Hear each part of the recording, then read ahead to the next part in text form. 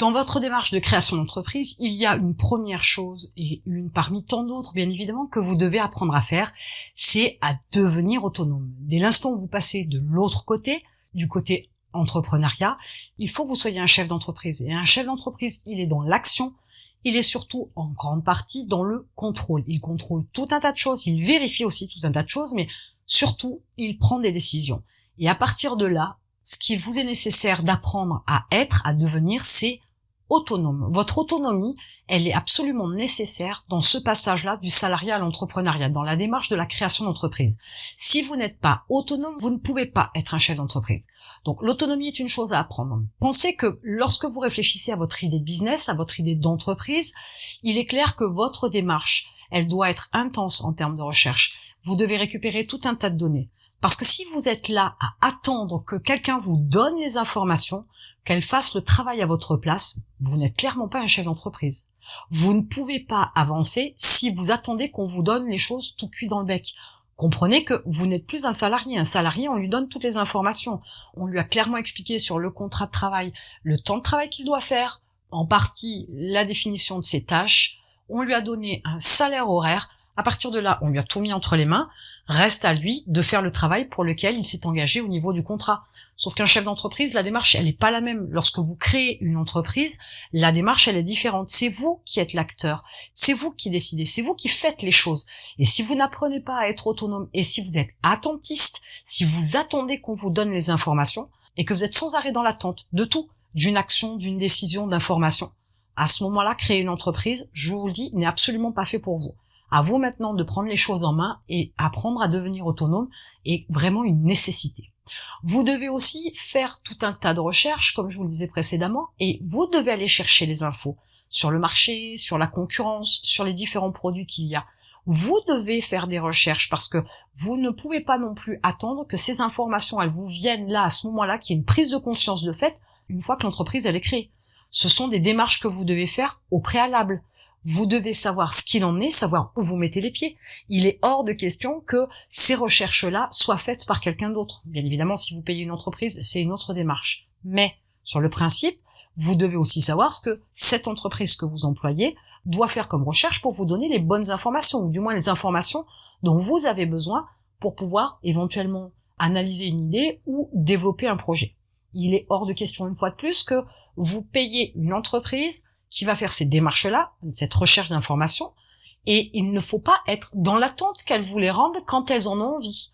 Vous devez aussi clairement positionner dans le mode de fonctionnement le moment auquel ces informations doivent vous remonter. Ça ne doit pas non plus prendre 6 mois. Là aussi, votre autonomie, elle est aussi de définir le mode de fonctionnement des personnes avec qui vous travaillez, avec qui vous êtes en partenariat, parce qu'il va vous falloir aussi mettre tout ça dans un agenda pour organiser votre vie de chef d'entreprise, et si vous laissez faire les choses, il peut y avoir des débordements. Donc votre autonomie, elle est aussi dans l'organisation de votre planning. Vous devez chercher d'autres informations aussi, comme ce que vous devez faire. Exemple, savoir sous quelle forme juridique votre entreprise va être, avec tout ce qui est obligation, droit et devoir, parce que ça, il ne faut pas l'oublier.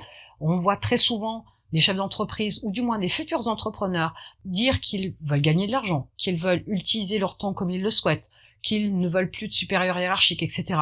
Mais l'entreprise, c'est quand même bien autre chose. Alors certes, la définition du statut juridique, c'est une toute petite étape, une toute petite chose que vous devez avoir à faire pour votre entreprise, votre future entreprise, mais en attendant, il faut quand même bien comprendre où vous mettez les pieds et savoir quelles sont vos obligations, vos droits et devoirs, parce que vis-à-vis de ça, il y a certains modes de fonctionnement qui doivent vous obliger aussi à clairement vous bouger, à être autonome pour développer votre entreprise. Si votre entreprise ne fait pas de chiffre d'affaires, mais que pour autant vous avez des obligations, des devoirs, des taxes à payer, il va falloir clairement vous secouer.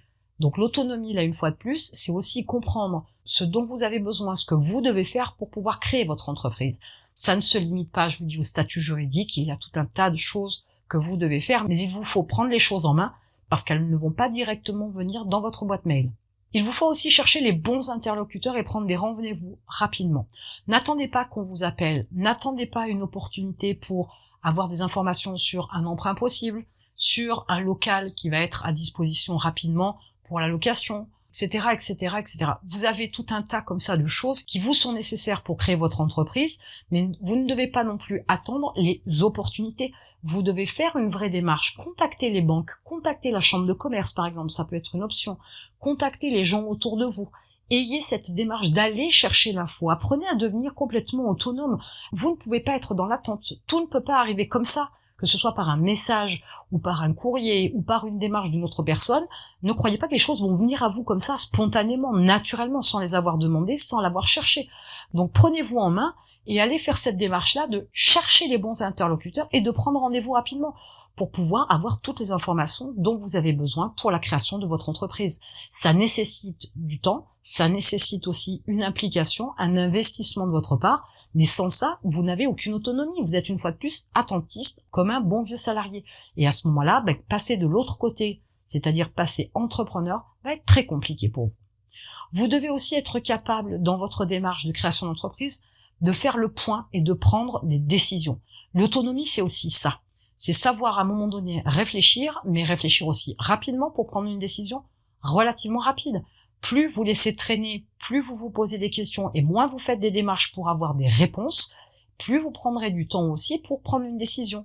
Vous risquez aussi à ce moment-là de ne pas créer l'entreprise et quand bien même vous l'auriez lancée, vous pourriez aussi vous retrouver devant une situation plus que critique parce que vous avez laissé faire les choses, parce que vous n'avez pas récupéré les informations, parce que vous n'avez pas fait le point et surtout parce que vous n'avez pas pris une décision. L'autonomie, c'est aussi quelque part votre responsabilité en tant que chef d'entreprise, et ça ressemble à la prise de décision, par exemple, bien qu'il y ait d'autres responsabilités que vous avez. Il vous faut aussi savoir lister vos tâches dans un ordre chronologique et en priorisant les tâches. Croyez bien que vous avez tout un tas de choses à faire. Est-ce que vous croyez vraiment qu'il va y avoir quelqu'un qui va être derrière vous, qui va vous surveiller du coin de l'œil pour vous dire « il y a telle chose à faire ». Il y a telle autre chose à faire, telle stratégie à mettre en place, telle personne à contacter. Non, absolument pas. Être autonome, c'est se responsabiliser aussi, c'est assumer ses responsabilités. Et comme je le disais au début, c'est aussi savoir s'organiser.